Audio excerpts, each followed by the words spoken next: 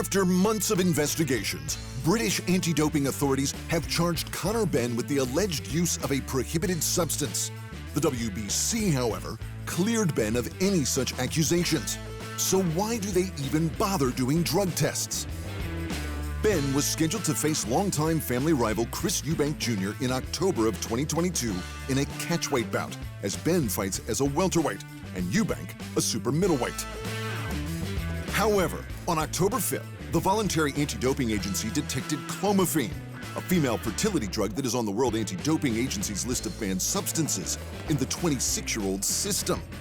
Benn immediately denied those claims.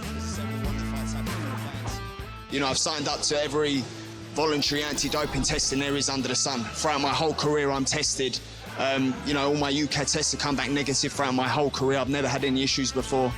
In March of 2023, UKAD provisionally suspended Benn, pending further investigations. And as a result, the British Boxing Board of Control revoked his license. This is where things got murky. The WBC, one of the 4 major sanctioning bodies of the sport, then cleared Benn of intentional doping. They believed that a highly elevated consumption of eggs could be a reasonable explanation. A likely story.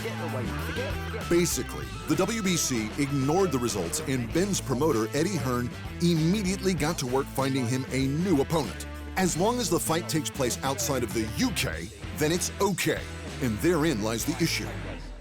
UKAD has just charged Benn with the alleged use of a PED, which could result in a 2-year ban. But that ban only applies to the UK. So what happens next? Eddie Hearn does what Eddie Hearn does really well. He makes a fight happen that shouldn't really be happening, because that's his job. In 2019, Hearn was promoting a Las Vegas fight featuring Julio Cesar Chavez Jr., who, according to VADA, refused to give blood and urine samples. As a result, the Nevada State Athletic Commission suspended Chavez, and the Vegas fight was off. So what did Hearn do? He moved the fight to Arizona. They found new testers, and the fight was on.